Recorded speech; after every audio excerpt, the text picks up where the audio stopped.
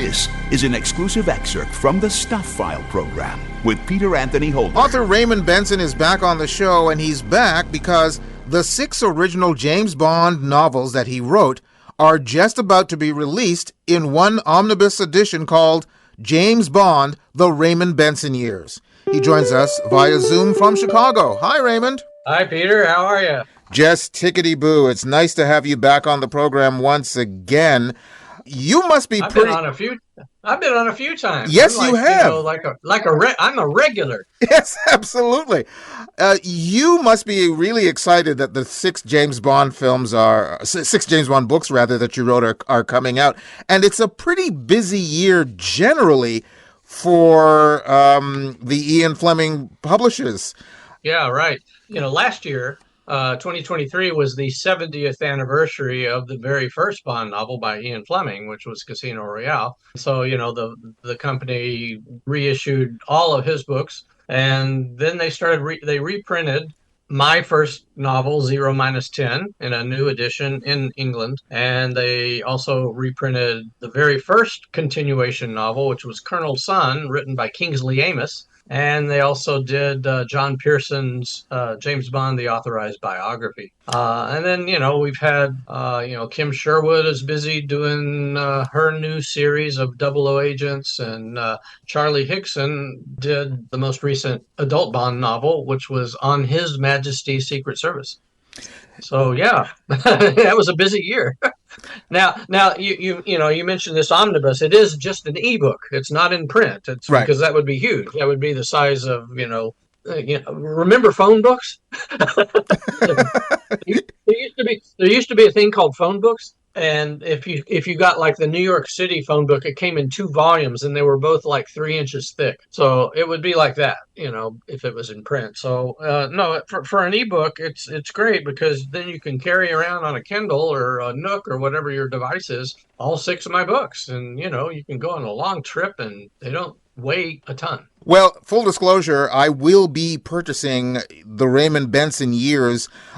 Even though I've already read the first novel, because I really loved 0-10, but I will be buying it for my Kindle because when I first bought my Kindle, so many years ago, and I'm one of the biggest James Bond fans on the planet, but I had never read any of Ian Fleming's works. So when I got my Kindle, again, so many years ago, my first Kindle, I said I was going to read every single James Bond book in order that Ian Fleming wrote it. And I did that. By the way, the very first book I bought from my Kindle was actually Roger Moore's autobiography, My Bond is My Word, is it? Right, yeah, I think that's what it was. And so that was the first book I bought on Kindle. Then I bought all of Fleming's. And then I decided to read Colonel Sun. And then I decided to read yours, 0-10, and loved it. So now I'm really looking forward to the other 5. Oh, well, good. Of course, you skipped over John Gardner. He did a bunch in between the John Pearson book and me. Well, so he was the next. To be honest, I skipped over him only because I really wanted to read Colonel Sun, and I knew you, so I figured I'd skip it. So that's why I appreciate that. Yeah, I appreciate that. Well, reading the Fleming books in order is quite an experience because there really is an arc there. You can see the evolution of not only his writing, but of the character and how the books changed from the 1950s into the 1960s. So yeah, it's a fun experience. And you can some people can look at those and go, oh well, they're kind of dated, blah blah blah, wonk wonk. But we still read Charles Dickens. We still read Agatha Christie. We still read Raymond Chandler. We still read a lot of classic great stuff. And I would definitely put Ian Fleming in that bowl of classic great authors, and if you love spy fiction, if you love action adventure, then you got to read Ian Fleming. Now, I know you've also written some novelizations of some of the films, yep. And of course that's not included in the omnibus because it's the 6 original novels that you wrote.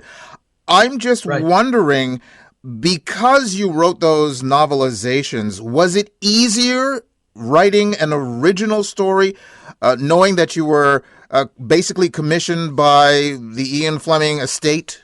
No, the original novels were much more difficult, and they took a lot longer because the movie novelizations, first of all, you're given the script. You're given the plot and the story and the characters. It's your job to turn the screenplay into prose and flesh it out, because just putting it into prose is about 30,000 words too short. So then you've got to, embellish it a little bit and flesh it out. But also, those novelizations, the film novelizations, the deadline, the time that you're given to do them is like about 6 to 8 weeks, period.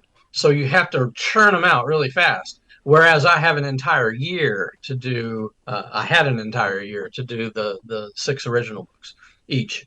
And for those, I would really take about probably 6 to 8 weeks just coming up with the storyline, the plot. And then I would try, I would do an outline, which actually was required to do. But I am a plotter as opposed to a pantser. That term, Right, absolutely. a plotter or a pantser. I've always been a plotter, and so that was fine with me, because I like to map out the story with all the twists and turns and the red herrings and whatever, and I want to know how it's going to end and everything, so I can work toward that goal.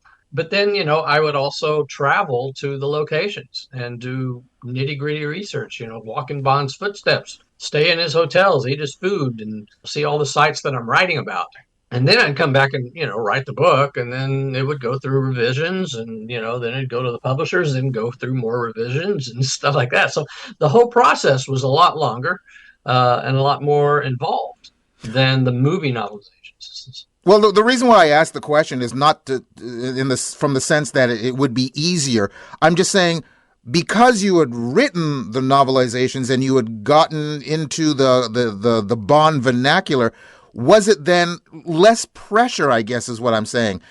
Because to me, I would find it daunting if the Ian Fleming publications or the estate came to me and said, "You're going to write an original Bond," and never having done one, it would be more daunting, I would think, than having done at least the novelizations to get your toe wet in the Bond pond, so to speak. Well, I wrote 0-10 first. And then came I had already begun The Facts of Death, which was the second book. I was already working on that and had actually already done the research trip for that when I got the job to do Tomorrow Never Dies, the movie novelization. So I had to put Facts of Death aside and do Tomorrow Never Dies and finish that, and then go back to Facts of Death. So that's what happened there. So I had already written a book and a half of the original stuff before I did the novelization. So it just, going into the novelization, it was just smooth. It was just basically figuring out, how am I going to put into prose some of this visual stuff that is in the screenplay. Were there Does that answer your question? Yes, it does. Yes, it does. Were there a lot of restrictions from the estate when it came to writing an original James Bond book? Were there things you just absolutely could not do? No, there were not really any restrictions. They knew that I knew the universe very well. But, I had written that nonfiction book in the 1980s called The James Bond Bedside Companion. Which I have, by the way.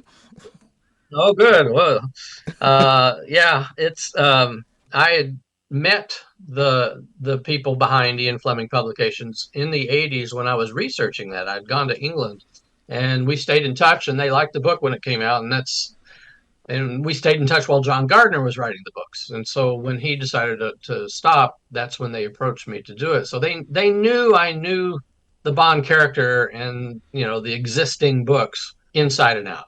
And they had seen that I had been writing fiction in the computer gaming world, writing complicated, fantastical plots and dialogue and characters, and doing that for many years. And I had written a first novel, which the chairman of Ian Fleming Publications had read, so he could see that I could start a novel and finish one. So I was offered the job, and that was great. But we did talk about what direction would we go? Would we stay contemporary, just in the late 90s when I was writing, or would we go back in time to the 1950s or 1960s? What should we do? And it was ultimately we decided we would stay in sync with the movies because GoldenEye had become such a big hit at the time. So they said, be faithful to Fleming's spirit. You don't have to write like Ian Fleming. We don't want you to write like Ian Fleming. That's not the modern way of writing thrillers now. But stay true to his spirit and try to blend elements of the film series with the literary Bond. And I said, well, that's fine. But I want to keep the character, the Fleming character. I want him to have all of his vices intact. I want him to smoke and drink and womanize and all that stuff.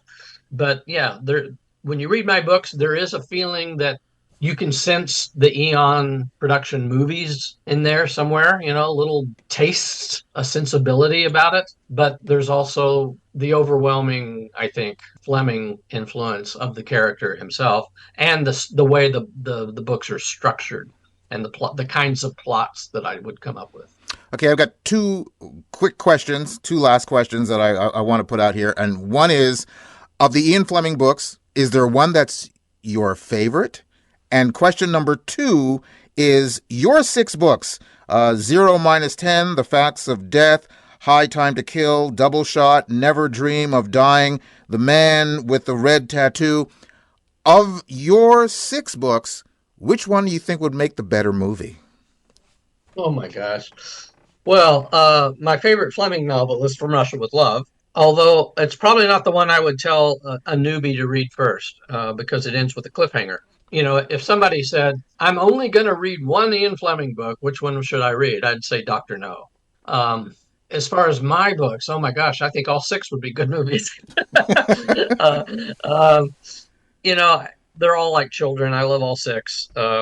If I was really forced to pick one, I would say High Time to Kill because there's mountain climbing in that one, and they've never done that. So, well, congratulations on the 6 being re-released, and the books are the James Bond, the Raymond Benson Years, or James Bond rather, the Raymond Benson Years. And Raymond, thank you very, very much for being on the program with us once again. Always a pleasure to have you on. Well, thanks, Peter, and thanks for having me on. Raymond Benson, author of James Bond, The Raymond Benson Years. You can go to my website at thestuffile.com, check out the show number for this program, which is show number 0759, and you'll find links to Raymond's site, plus links to either Amazon.com or Amazon.ca, where you can order his book directly. You've just heard an exclusive excerpt from the Stuff File program with Peter Anthony Holder. To hear any or all of the full hour-long shows, visit thestuffile.com. Stuff is spelled S-T-U-P-H. That's thestuffile.com. A presentation of Flying Fish Communications.